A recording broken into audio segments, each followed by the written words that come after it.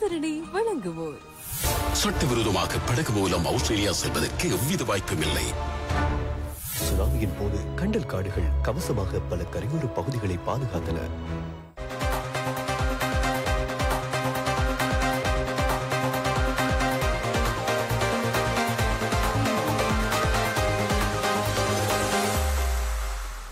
வணக்கம். வசந்தம் டிவி மற்றும் வசந்தம் எஃப்எம் 102.6 102.8 அலைவரிசையினூடாக இன்றும் சுயாதீன செய்தி பார்வையில் உங்களை சந்திக்கின்றோம். இன்றைய தினம் நவம்பர் மாதம் 17ஆம் தேதி தேசிய நாளேடுகள் வெளியிட்டிருக்கின்ற முக்கியமான செய்திகள் தொடர்பில் நாங்கள் விரிவாக பார்ப்பதற்கு தயாராக இருக்கிறோம்.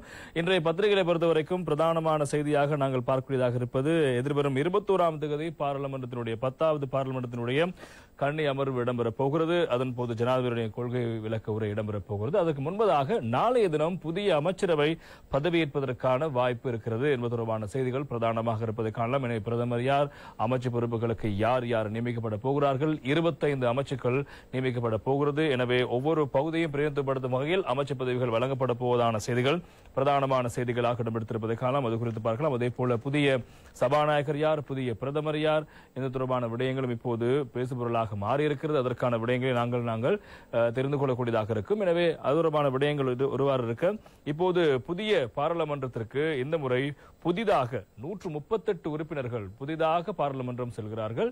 அவர்களுக்குரிய விசேடமான செயலமர்வுகள் மற்றும் அவர்களுக்கான வழிநடத்தல் தொடர்பான விடயங்கள் குறித்தும் பத்திரிகையுடைய முக்கியமான செய்திகள் இருப்பதை காணலாம். அதே போல இந்த முறை மொத்தமாக 21 பெண்கள் பாராளுமன்றம் செல்வது மிக முக்கியமான விடயம். அந்த 21 பேரில் 19 பேர் தேசிய மக்கள் சக்தியை பிரயோகப்படுத்தி பாராளுமன்றம் செல்ல போகிறார்கள் என்பதும் பிரதானமான ஒரு முக்கியமான விடயமாக இருப்பதை நாங்கள் காணலாம். இவ்வாறு இருக்க இப்போது தேசிய பட்டியலூடாக பாராளுமன்ற உறுப்பினர்களை தெரிவு செய்கின்ற விடயங்கள் குறித்தும் இப்போது பல கட்சிகளில் பிரச்சனை இருப்பதாக கூறப்படும். குறிப்பாக ஐக்கிய மக்கள் சக்திக்குள் அது ஒரு பிரச்சனையாக மாறி இருப்பதாக சொல்லப்படுகிறது. ஏனைய பல கட்சிகள் தங்களுடைய தேசிய பட்டியல் உறுப்பினர்களை பெயரிட்டிருக்கிறார்கள். அது தொடர்பான தகவலும் இந்த தினம் பத்திரிகையுடைய முக்கியமான செய்திகளாக இடம்பெடுத்திருப்பதை காணலாம். தமிழரசு கட்சி இன்றைய தினம் கூடி முடிவெடுக்க போவதான செய்திகளும் இடம்பெடுத்திருப்பதை காணலாம். இந்த தேசிய பட்டியல் தொடர்பாக தேர்தல் ஆணைக்குழு நேற்று தினம் விசேடமான அறிவிப்பு ஒன்றையும் வெளியிட்டிருக்கிறது. அது குறித்தும் நாங்கள் பார்க்கவிருக்கிறோம். இப்போது 159 இருந்த 3-2 பெரும்பான்மையோடு இப்போது இந்த அரசாங்கத்திற்கு மக்கள் ஆணைவு கிடைக்கப்பட்டிருக்கிறது. தொடர்பாக பலரும் பல்வேறு கருத்துக்களை முன்வைத்திருக்கிறார்கள். புதிய உறுப்பினர்கள் தொடர்பான விடயம் குறித்தும் பல்வேறு தரப்பும் பேசுகிறார்கள். அனுபவமில்லாதவர்கள் சென்று என்ன செய்வது தொடர்பான விடயங்கள் இருக்கிறது.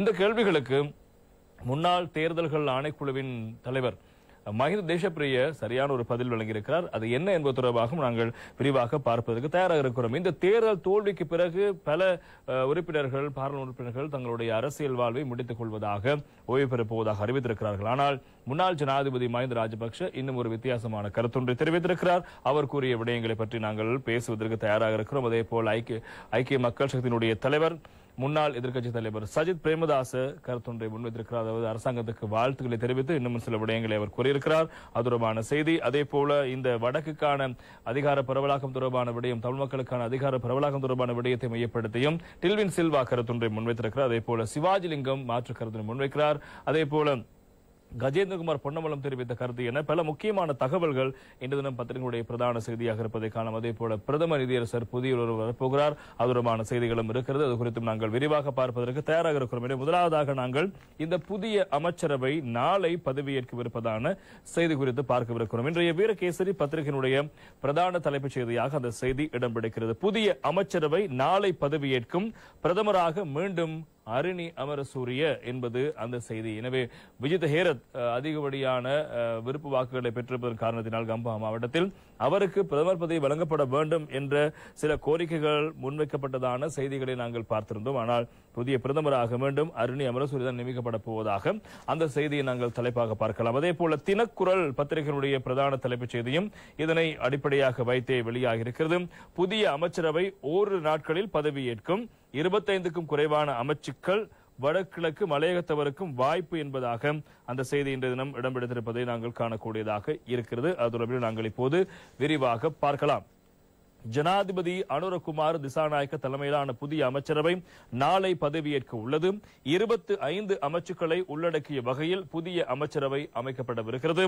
புதிய அமைச்சரவை நியமனம் குறித்து மக்கள் விடுதலை முன்னணியின் பொதுச் செயலாளர் டில்வின் சில்வா தெரிவிக்கையில், ஜனாதிபதி அனுரகுமார் திசாநாயக்க தலைமையிலான புதிய அமைச்சரவை நாளை நியமிக்கப்படவிருக்கிறது.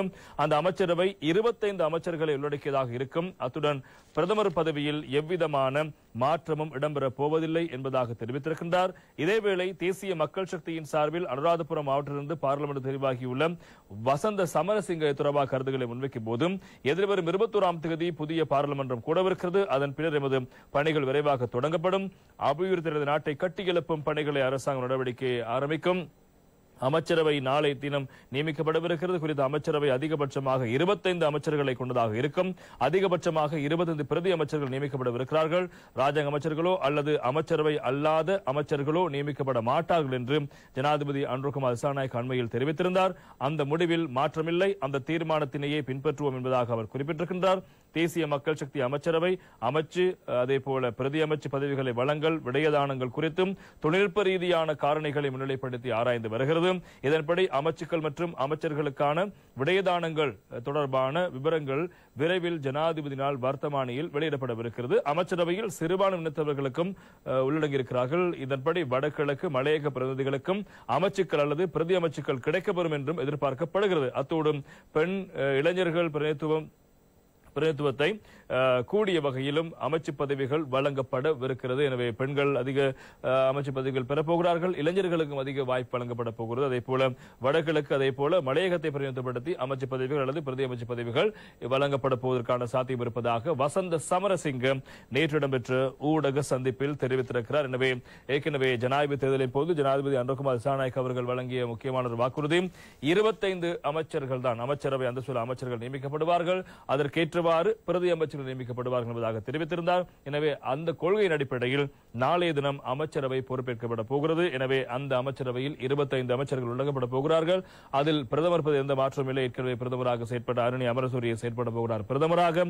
அதே போல மலையக மற்றும் வடகிழக்கு பகுதிகளை பிரதிநிதித்துவப்படுத்துகின்ற அமைச்சு பதவிகள் பிரதி அமைச்சு பதவிகள் வழங்கப்பட போவதாகத்தான் இப்போது நேற்று தினம் வசந்த சமரசிங்க அவர்கள் தெரிவித்த கருத்து முக்கியமான செய்தியாக இருப்பதை நாங்கள் காணக்கூடியதாக இருக்கிறது. இவ்வாறு இருக்க எதிர்வரும் 21ஆம் தேதி பாராளுமன்றம் 10வது பாராளுமன்றத்தினுடைய கண்ணி அமர்வு இடம்பெறப் போகிறது.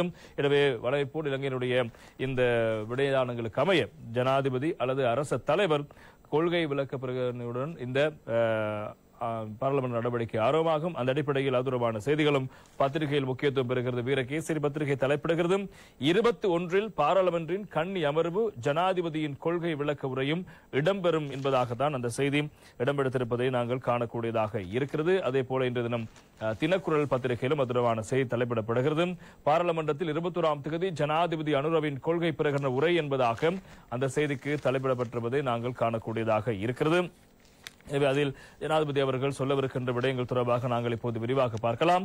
எதிர்வரும் 21ஆம் தேதி இடம்பெறவுள்ள 10வது பாராளுமன்றத்தின் கண்ணி அமர்வின் போது ஜனாதிபதி அனுரகுமார திசாநாயக்க அரசாங்கத்தின் கொள்கை பிரகடனத்தை மாலை 3 மணிக்கு முன்வைக்கவிருப்பதாக அந்த செய்தி தொடர்கிறது. பாராளுமன்ற கூட்டத்தொடரின் ஆரம்பத்தில் அரசாங்கத்தின் கொள்கை பிரகடனத்தை பாராளுமன்றத்தில் முன்வைப்பதற்கும் பாராளுமன்றத்தின் ஆரம்ப கூட்டங்களுக்கு தலைமை தாங்குவதற்கும் ஜனாதிபதிக்கு அதிகாரம் இருக்கிறது. அதன்படி பாராளுமன்றத்தின் ஒவ்வொரு புதிய கூட்டத்தொடரின் தொடக்கத்திலும் ஜனாதிபதி அரசாங்கத்தின் கொள்கை பிரகடனத்தை முன்வைக்கிறார். இதன் போது ஜனாதிபதி தனது கொள்கை பிரகடனத்தின் ஊடாக தனது அரசாங்கத்தின் பார்வை பற்றிய விரிவான பகுப்பாய்வை பாராளுமன்றத்துக்கும் பொதுமக்களுக்கும் வழங்கவிருக்கிறார். அரசியலமைப்பின் 33A உறுப்புரையின் பிரகாரம் பாராளுமன்ற கூட்டத்தொடர் ஒன்றின் ஆரம்பத்தில் அரசாங்கத்தின் கொள்கை பிரகடனத்தை பாராளுமன்றத்தில் முன்வைப்பதற்கும் அரசியலமைப்பின் 33A உறுப்புரையின் பிரகாரம் பாராளுமன்றத்தின் வைபவ ரீதியான அமர்வுகளில் தலைமை தாங்குவதற்கும் ஜனாதிபதிக்கு அதிகாரம் காணப்படுகிறது. அதற்கமைய பாராளுமன்றத்தின் ஒவ்வொரு கூட்டத்தொடர் ஆரம்பத்தின் போதும் அரசாங்கத்தின் கொள்கை பிரகடனம் ஜனாதிபதியினால் சமர்ப்பிக்கப்படுகிறது. இதன் போது ஜனாதிபதியினால் அவரது அரசாங்கத்தின் எதிர்கால நோக்கு தொடர்பிலான விளக்கமான பகுப்பாய்வு கொள்கை பிரகடனத்தின் ஊடாக பாராளுமன்றத்துக்கு மக்களுக்கு முன்வைக்கப்படும். கடந்த காலங்களில் இது மகா தேசாதிபதியால் வழங்கப்படும் அக்கிராசன உரை என்று அறியப்பட்டது.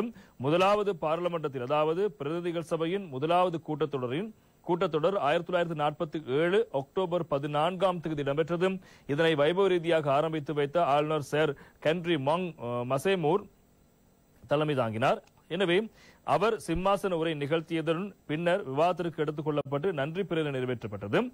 அத்துடன் அரசியலமைப்பின் 71 உறுப்புரைக்கு அமைய நடப்பு பாராளுமன்றத்தின் கூட்டத்தொடரை முடிவுக்கு கொண்டு வருவதற்கு ஜனாதிபதிக்கு அதிகாரம் இருக்கிறது. கூட்டத்தொடரை முடிவுக்கு கொண்டு வரும் போது அதுவரை பாராளுமன்றத்தில் காணப்பட்ட அனைத்து அலுவல்களும் இடைநிறுத்தப்படுவதோடு குற்றப்பிரேரணை தவிர்ந்த அதுவரை சபையில் இடம்பெற்று வந்த அனைத்து செயற்பாடுகளும் தற்காலிகமாக நிறுத்தப்படும்.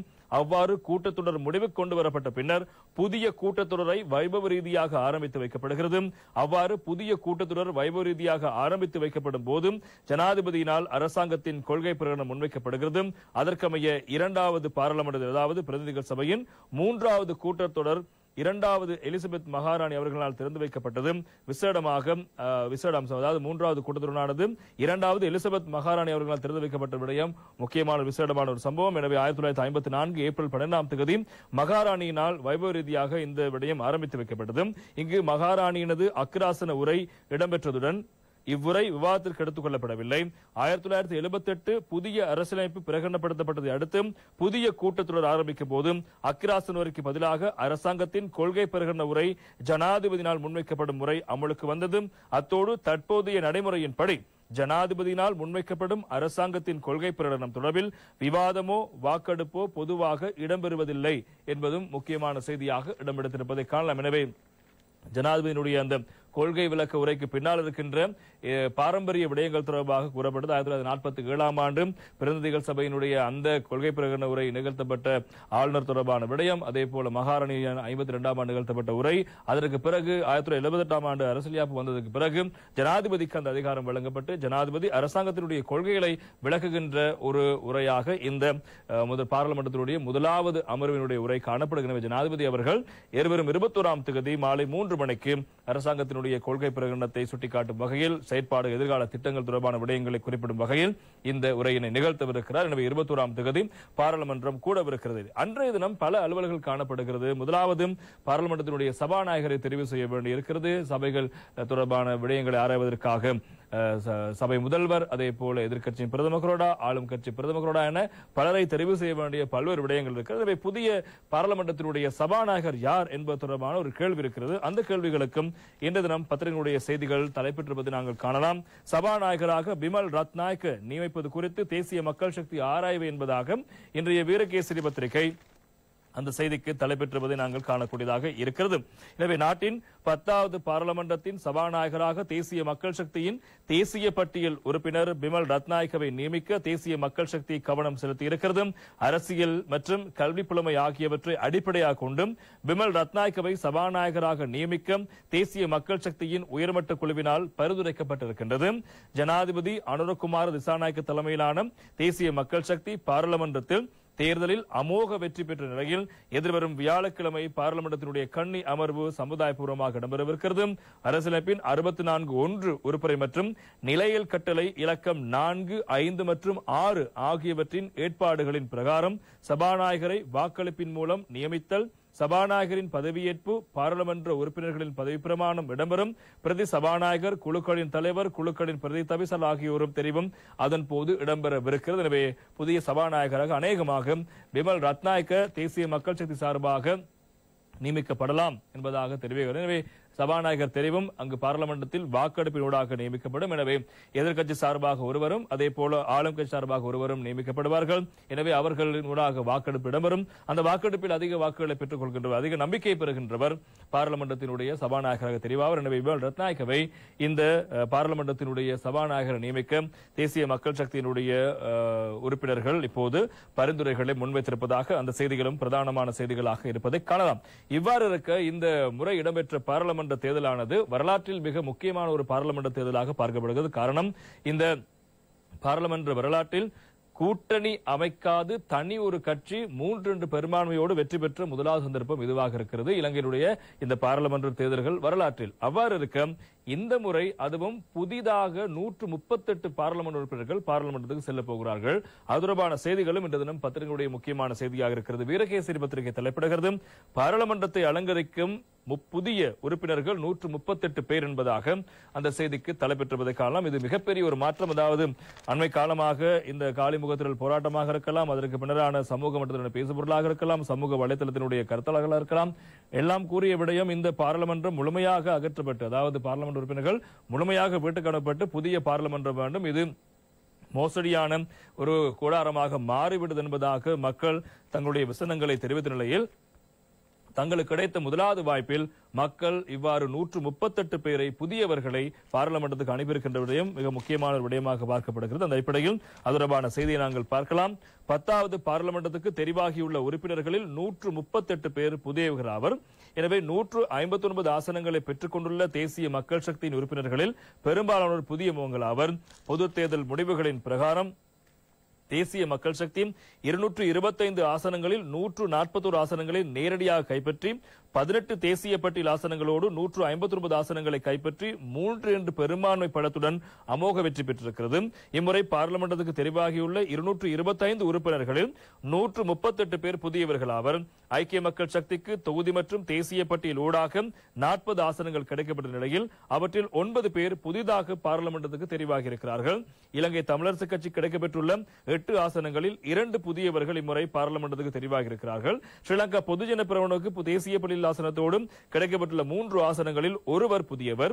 ஏனைய அரசியல் கட்சி மற்றும் சுயேட்சை குழுக்களூடாக இம்முறை 5 உறுப்பினர்கள் பாராளுமன்றத்துக்கு புதிதாக தெரிவு செய்யப்பட்டிருக்கிறார்கள். அந்த அடிப்படையில் தேசிய மக்கள் சக்தி சார்பில் 119 பேர் புதிதாக பாராளுமன்றத்துக்கு தெரிவாகி இருக்கிறார்கள். அதே போல தேசிய மக்கள் சக்தி மாத்திரமல்ல, ஐக்கிய மக்கள் சக்தி, அதே போல ஸ்ரீலங்கா பொதுஜன பெரமுன, அதே போல சுயாதீன குழு உள்ளிட்ட ஏனைய, அதே போல தமிழரசு கட்சி உள்ளிட்ட ஏனைய கட்சிகள் சார்ந்தும் புதிய உறுப்பினர்கள் இம்முறை பாராளுமன்றத்துக்கு வந்திருக்கிறார்கள். அந்த அடிப்படையில் மொத்தமாக 138 புதிய உறுப்பினர்கள் பாராளுமன்றத்துக்கு வந்திருக்கிறார்கள். மக்கள் இந்த ஏற்கனவே இருந்த கிட்டத்தட்ட 92க்கும் அதிகமான முன்னாள் பாராளுமன்ற உறுப்பினர்களை வீட்டுக்கு அனுப்பிவிட்டு 138 புதியவர்களை பாராளுமன்றத்துக்கு கொண்டு வந்திருக்கிறார்கள். எனவே புதிய மாற்றம் ஒன்றை எதிர்பார்த்து புதிய அரசாங்க நம்பிக்கை வைத்து புதிய ஜனாதிபதி நம்பிக்கை வைத்து இந்த புதியவர்கள் வந்திருக்கிறார்கள். எனவே அது தொடர்பான விடயங்களும் முக்கியமான செய்திகளாக நாங்கள் இங்கே பார்க்க வேண்டிய செய்தி. அதே போல இந்த புதிய 138 பேர் பாராளுமன்றத்துக்கு வந்திருக்கிறது எப்படி மிக முக்கியமான ஒரு வரலாற்று செய்தியாக இருக்கின்றதோ அதே போன்று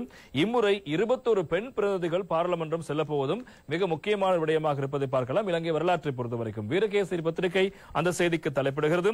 21 பெண் பிரதிநிதிகள் பாராளுமன்றத்துக்கு தெரிவு, தேசிய மக்கள் சக்தி சார்பில் 19 பேர் என்பதாக அந்த செய்திக்கு தலைப்பெற்றிருப்பதை நாங்கள் காணக்கூடியதாக இருக்கிறது.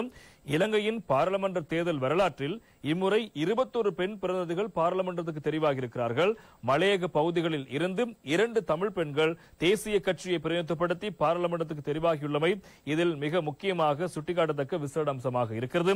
பாராளுமன்றத்துக்கு தெரிவு செய்யப்பட்டுள்ள 225 உறுப்பினர்களில் பெரும்பாலானோர் புதிய முகங்களாக உள்ள நிலையில் 20 பெண் பிரதிநிதிகள் இம்முறை தெரிவு செய்யப்பட்டிருக்கிறார்கள். தேசிய மக்கள் சக்தி சார்பில் போட்டியிட்ட பெண் வேட்பாளர்களில் அதிகளவானோர் இந்த முறை பாராளுமன்றத்துக்கு தெரிவாகி இருக்கிறார்கள். அதற்கமைய தேசிய மக்கள் சக்தியின் முதன்மை வேட்பாளராக போட்டியிட்ட பிரதமர் கலாநிதி ஹரிணி அமரசூரிய 6,55,289 விருப்பு வாக்குகளை பெற்று வெற்றி பெற்றிருக்கிறார். அதே போல கொழும்பு மாவட்டத்தில் போட்டியிட்ட தேசிய மக்கள் சக்தியின் வேட்பாளர்களான கௌசல்யா ஆரியரத்ன, சமன்மணி குணசிங்க ஆகியோரும் அதிகப்படியான வாக்குகளை பெற்று பாராளுமன்றத்துக்கு தெரிவாயிருக்கிறார்கள். அதே போல தேசிய மக்கள் சார்பில் கொழும்பு கம்பா மாவட்டத்தில் போட்டியிட்ட ஹேமாலி சுஜீவா 60,737 வாக்குகள், களுத்துறை மாவட்டத்தில் போட்டியிட்ட நிலந்தி கொட்டகட்சி 1,31,375 வாக்குகளையும், ஓசனி உமங்கா 69,232 வாக்குகளையும் பெற்று இந்த முறை வெற்றி பெற்றிருக்கிறார்கள்.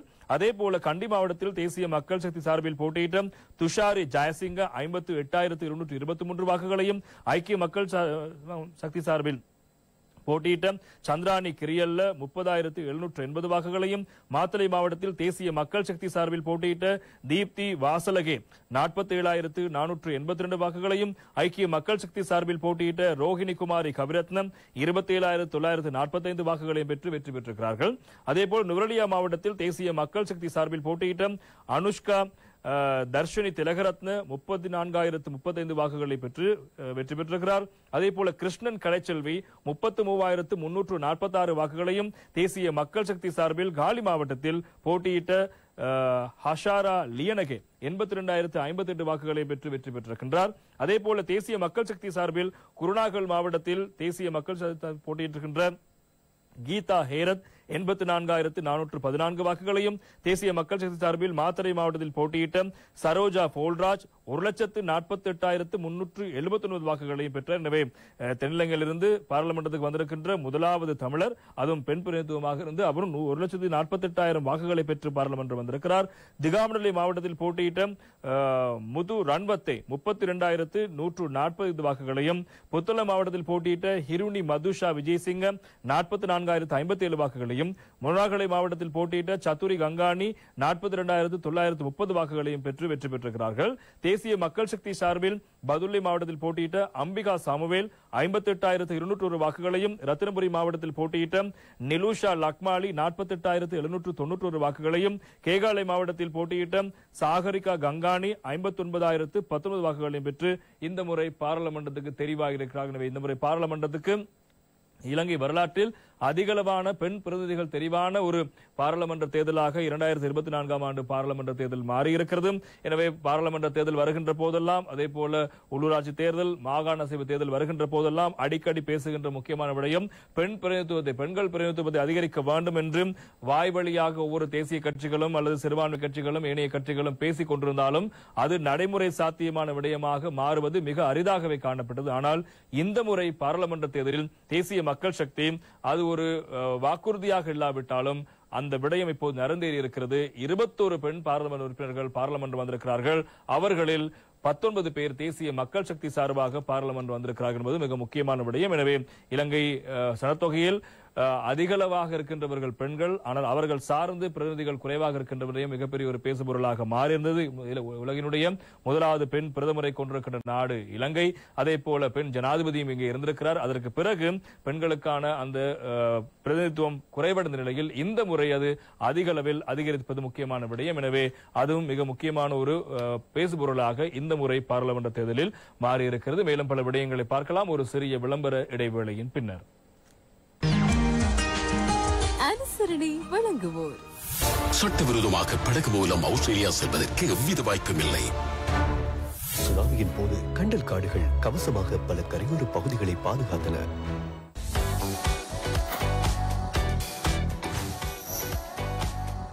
இந்த க்ளூ அண்ட் லவ்லி பெரிய பேக்குக்கு இப்ப 120 ரூபாய் மிக பெரிய லாபம். சனி டிடர்ஜென்ட் பவுடர் கிலோ ரூபாய் 330.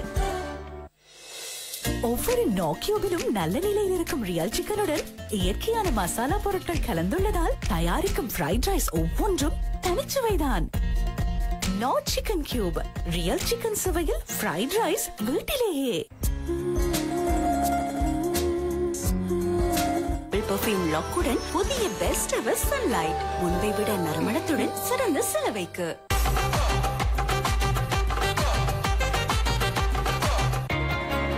பீப்பிள்ஸ் கிரெடிட் கார்டு, வாழ்க்கைக்கு அதிக இடம். அதிகம் அதிகம் வாசனைய துவைக்க செலவும் அதிகம். செய்ய வேண்டுமா சேமிப்பும் அதிகம், துவைக்கும் துணிகளில் வாசனையும் அதிகம். புது வாசனை நிறைந்த புதிய ரெயின் சந்தையில் மிக குறைந்த விலையில். வாய் தொடர்பான நோய்களை ஏற்படுத்தக்கூடிய தீங்கு விளைவிக்கும் பாக்டீரியாக்களை ஒழிக்கும் என மருத்துவ ரீதியாக உறுதிப்படுத்தப்பட்டுள்ளது. லிங்க் சுரந்தவில் நீங்களும் பல் துலக்குங்கள். பத்திரமான வாய், பத்திரமான வாழ்க்கை.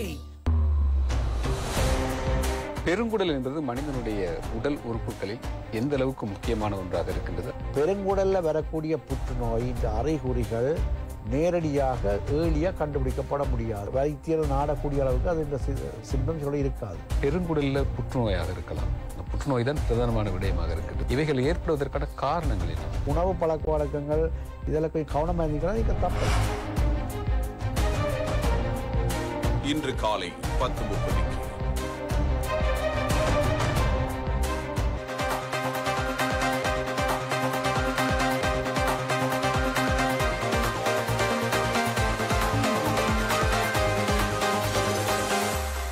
வசந்தம் டிவி மற்றும் வசந்தம் எஃப்எம்மின் சுயாதீன செய்தி பார்வையில் இருக்கிறோம். அந்த வகையில் பத்திரிகையில் வெளியாக இருக்கின்ற முக்கியமான செய்திகள் தொடர்பில் நாங்கள் பார்த்துக் கொண்டிருக்கின்றோம். அடுத்து மலையக வரலாற்றை பொறுத்தவரைக்கும் இந்த முறை அதிகளவான பெண் பிரதிநிதித்துவம் வந்திருக்கிறது. அது தொடர்பான செய்தி ஒன்றும் இன்றைய தினகரன் பத்திரிகையில் தலைப்பிடப்படுகிறது. முதல் தடவையாக மலையக தமிழ் பெண்கள் 3 தெரிவு என்பதாக தினகரன் பத்திரிகை அந்த செய்திக்கு தலைப்பிடுகிறது. மலையக அரசியல் வரலாற்றில் முதல் தடவையாக மலையக சமூகத்தைச் சேர்ந்த 3 பெண்கள் பாராளுமன்றத்துக்கு தெரிவாகி இருக்கிறார்கள். தேசிய மக்கள் சக்தியின் நுவரெலியா மாவட்ட வேட்பாளரான கலைச்செல்வி 33,346 விருப்பு வாக்குகளை பெற்று வெற்றி பெற்றிருக்கிறார். அதேவேளை பதுளை மாவட்டத்தின் தேசிய மக்கள் சக்தியினுடைய வேட்பாளரான அம்பிகா சாமுவேல் 58,201 வாக்குகளை பெற்று வெற்றி பெற்றிருக்கிறார். அத்தோடு மாத்தறை மாவட்டத்தில் சரோஜா சாவித்திரி போல்ராஜ் 1,48,379 வாக்குகளை பெற்று வெற்றி பெற்றிருக்கிறார். 1977 ஆண்டு முதலாவது மலையக பிரதிநிதித்துவத்தை பெற்ற மலையக சமூகம் கடந்த 47 வருடங்களில் பெற்ற முதலாவது பெண் பிரதிநிதித்துவம் இதுவென்பதும் குறிப்பிடத்தக்க விடயம் என்பது பிரதானமான செய்தி. இத்தனை தமிழ் கட்சிகள் இத்தனை வருடமாக மலையக மக்களை ஆட்சி செய்திருந்தாலும் பெண் பிரதிநிதித்துவமான விடயங்களுக்கு எந்த விதமான முன்னுரிமை வழங்கப்படவில்லை. அதே போல இளைஞர்களுக்கான வாய்ப்புகளை வழங்குவதில் அரிதாக இருந்தது. ஆனால் இந்த முறை பாராளுமன்ற தேர்தல் எல்லாவற்றையும் மாற்றி அமைத்திருக்கிறது. 3 பெண்கள் இந்த முறை மலையகம் சார்ந்து பாராளுமன்றத்துக்கு வந்திருக்கின்ற விடயம் மிக முக்கியமான விடயமாக இருப்பதை நாங்கள் காணக்கூடியதாக இருக்கிறது. சகோதரிகளுக்கு நாங்கள் எங்களுடைய வாழ்த்துக்களை தெரிவித்துக் கொள்கிறோம். அடுத்ததாக இன்றைய தினம் மற்றொரு முக்கியமான செய்தி, இந்த தேசிய பட்டியல் விவகாரம் இப்போதும் கட்சிகளுக்குள் சில பிரச்சனை ஏற்படுத்தியிருப்பதான செய்தியை காணலாம். அதிலும் ஐக்கிய மக்கள் சக்திக்குள் இந்த விவகாரம் மிகப்பெரிய பிரச்சனையாக உருவாகி இருப்பதாக ஒரு செய்தியை நாங்கள் இதனை பார்த்திருந்தோம். அது தொடர்பான செய்தி இன்றைய வீரகேசரி பத்திரிகையினுடைய முக்கியமான உட்பக்க செய்தியாக இருப்பதை நாங்கள் காணலாம். தேசிய பட்டியல் ஆசனங்களை பகிர்வதில் ஐக்கிய மக்கள் சக்திக்குள் குழப்பம், தோல்வி அடைந்தவர்களை நியமிக்க கூடாது என்றும் வலியுறுத்தி என்பதாக அந்த செய்தி இன்றைய வீரகேசரி பத்திரிகையில் தலைப்பிடப்பட்டிருப்பதை நாங்கள் காணக்கூடியதாக இருக்கிறது. பொது தேர்தல் நிறைவடைந்து எதிர்வரும் 21ஆம் தேதி 10வது பாராளுமன்றம் கூடவுள்ள நிலையில் ஒவ்வொரு கட்சிகளுக்குள்ளும் தமக்கு கிடைத்த தேசிய பட்டியல் ஆசனங்களுக்கு யாரை நியமிப்பது என்பதை தற்போது பேசுபொருளாக மாறியிருக்கிறது. ஆளும் கட்சியான தேசிய மக்கள் சக்திக்கும் 18 தேசிய பட்டியல் ஆசனங்கள் கிடைத்துள்ளமையினால் மிக பொருத்தமானவர்கள் நியமிப்பதில் அக்கட்சி உறுதியாக உள்ளது. இரண்டாவது அதிக தேசிய பட்டியல் ஆசனங்களை ஐக்கிய மக்கள் சக்தி பெற்றிருக்கிறது. கிடைக்கப்பெற்றுள்ள 5 தேசிய பட்டியல் ஆசனங்களுக்கு யாரை நியமிப்பது என்பதில் கட்சிக்குள் கருத்து முரண்பாடுகள் காணப்படுவதாக தெரிய வருகிறது. எவ்வாறு இருப்பினும் தேர்தலில் போட்டியிட்டு தோல்வியடைந்தவர்களை தேசிய பட்டியலில் உள்வாங்க கூடாது என்பதை கட்சியின் சிரேஷ்ட உறுப்பினர்கள் கட்சி தலைவர் சஜித் பிரேமதாசவிடம் திட்டவட்டமாக குறிப்பிட்டிருக்கிறார்கள். ஐக்கிய மக்கள் சக்தியின் பொதுச் செயலாளர் ரஞ்சித் மது பண்டார, தவிசாளர் இம்தியாஸ் பாக்கீர் மாக்கார், முன்னாள் எம்பிக்களான டலஸ் அழகப்பெருமன், சுஜீவ சேனசிங்க, GL பீரிஸ், சுதர்ஷினி பெர்னாண்டோ பிள்ளை ஆகியோரது பெயர்கள் தேசிய பட்டியலில் உள்வாங்கப்பட்டிருக்கின்றன. இவர்களில் ரஞ்சித் மது பண்டார, இம்தியாஸ் பாக்கீர் மாக்கார் மற்றும் டலஸ் அழகப்பெரும ஆகியோரை நியமிப்பதற்கான வாய்ப்புகள் அதிகம் காணப்படுவதாக கட்சி வட்டாரங்கள் தெரிவிக்கின்றன. எஞ்சியுள்ள 2 ஆசனங்களுக்கு மேற்குறிப்பிட்ட முன்னாள் எம்பிக்களில் மிக பொருத்தமானவர்கள் நியமிக்க வேண்டும் என்றும் கட்சியின் சிரேஷ்ட உறுப்பினர்கள் வலியுறுத்தியிருக்கிறார்கள். மாறாக தோல்வி அடைந்தவர்கள் தேசிய பட்டியலில் உள்வாங்கும் பட்சத்தில் அது பாரம்பரிய அரசியல் என்ற முத்திரையை சஜித் மீது குத்த வைப்பது போன்றதாகிவிடும் என்பதோடு மக்கள் வழங்கிய ஆணையை மீறுவதாக அமைந்துவிடும் என்றும் அவர்கள் சுட்டிக்காட்டியிருக்கிறார்கள். அதேவேளை தோல்வி அடைந்த ஏதாவது ஒரு பிரதிநிதி தேசிய பட்டியல் ஊடாக உள்வாங்கப்பட்டாலும் கூட இதற்கு முன்னர் பாரிய வாக்கு வங்கிகளை கொண்டிருந்த ஏனைய உறுப்பினர்களும் முரண்படக்கூடும் என்றும் தெரிவிக்கப்படுகிறது. எனவே தோல்வியடைந்தவர்களை விடுத்து ஏனையோருக்கு தேசிய பட்டியல் ஆசனத்தை வழங்குவதே சிறந்தது என்று குறிப்பிடப்படுகிறது. அதேபோன்று பங்காளி கட்சிகள் சார்பில் பெயர் குறிப்பிடப்பட்டுள்ளவர்களை உள்வாங்குவதிலும் ஐக்கிய மக்கள் சக்தி சிக்கலை எதிர்நோக்கியிருக்கிறது. பங்காளி கட்சிகளை திருப்திப்படுத்தும் வகையில் எவ்வாறு தேசிய பட்டியல் ஆசனத்தை வழங்குவது என்ற சிக்கல் ஏற்பட்டிருக்கிறது. எவ்வாறு இருப்பினும் நாளை திங்கட்கிழமை அல்லது நாளை மறுதினம் செவ்வாய்க்கிழமை ஐக்கிய மக்கள் சக்தியின் செயற்குழு கூடி இது குறித்து தீர்மானிக்கவிருப்பதாக அந்த செய்தி முக்கியமாக இருப்பதை காணலாம். எனவே இறுதியாக வந்த தகவலின் அடிப்படையில் மனோ கணேசன் அவர்களுக்கு தேசிய பட்டியலோடாக பாராளுமன்ற உறுப்பினர் பதவி வழங்கப்பட போவதான செய்திகள் வெளியாயிருந்த போதிலும் இப்போது அந்த கட்சிக்குள் இருக்கின்ற ஏனையவர்கள் முக்கியஸ்தர்கள் கூறுகின்ற விவகாரம் தோல்வியடைந்தவர்களுக்கு இந்த பாராளுமன்ற உறுப்பினர் பதவியை வழங்கினால் அது பழைய அரசியல் கலாச்சாரம் கொண்டவர் என்பதாக சஜித் மீது முத்திரை கொத்திவிடும். எனவே அந்த விடயத்தை செய்ய வேண்டாம் என்று வலியுறுத்தப்படுவதாக கூறப்படுகிறது. பார்க்கலாம் நாளை அல்லது நாளை மறுதினம் இறுதி முடிவு வெளியாகும். அதே போல மனோ கணேசன் எம்பி முன்னாள் எம்பி அவர்கள் கருத்தொன்றை முன்வைத்திருக்கிறார். கொழும்பில் தமிழர் பிரதிநிதித்துவத்தை இழந்து நிற்கிறோம் என்பதாக அவர் தெரிவித்த கருத்தும் இன்று தினம் தினகரன் பத்திரிகையுடைய முக்கியமான செய்தியாக இடம்பெடுத்திருப்பதை நாங்கள் காணக்கூடியதாக இருக்கிறது. அவர் தெரிவித்த கருத்தை பார்க்கலாம். கொழும்பில் பாராளுமன்றத்துக்கான தமிழர் பிரதிநிதித்துவம் இழக்கப்பட்டுள்ளதாக தமிழ் முற்போக்குரணியின் தலைவர் மனோ கணேசன் தெரிவித்திருக்கிறார். தனது முகநூல் பதிவிலேயே அவர் இதனை குறிப்பிட்டிருக்கிறார். தேர்தல் நடந்து முடிந்துவிட்டது, வெற்றி பெற்ற அனைவருக்கும் மனமார்ந்த வாழ்த்துக்கள், ஆட்சி அமைக்கும் ஜனாதிபதி அன்றுக்கும் அரசுக்கு வாழ்த்துக்கள் என அவர் தெரிவித்திருக்கிறார். நாட்டின் தேசிய தீர்மானம் எடுக்கப்படுகின்ற நிகழ்வு நடத்தும் கொழும்பு மாவட்டத்தில் தமிழர் பிரதிநிதித்துவத்தை இரட்டிப்பாக நமது கட்சி எடுத்துக்கொண்ட முயற்சி வெற்றி பெறவில்லை. இன்று இருந்த ஒரு தமிழர் பிரதிநிதித்துவம் இல்லாமல் போய்விட்டது. பல இனங்கள் வாழும் ஒரு நாட்டில் ஒவ்வொரு இனமும் தமது பிரதிநிதித்துவத்தை தக்க வைத்துக் கொள்வது அதிகரிப்பது இயல்பான ஜனநாயக செயற்பாடுகளாகும். ஆனால் கொழும்பு தலைநகர் மாவட்ட தமிழர் பிரதித்துவம் தொடர்பாக அது இன்று சாத்தியப்படவில்லை என்பதாக அவர் தெரிவித்திருக்கின்றார். எனவே கடந்த கால அரசியல் செயற்பாடுகளும் இதற்கு காரணமாக இருந்திருக்கலாம். எனவே தேசிய பட்டியலூடாக அவர் வருவதற்கான வாய்ப்புகளும் அதிகம் இருப்பதாக அந்த செய்தி இடம்பெற்றிருக்கிறது. இன்றைய தினம் தினகரன் பத்திரிகையில்.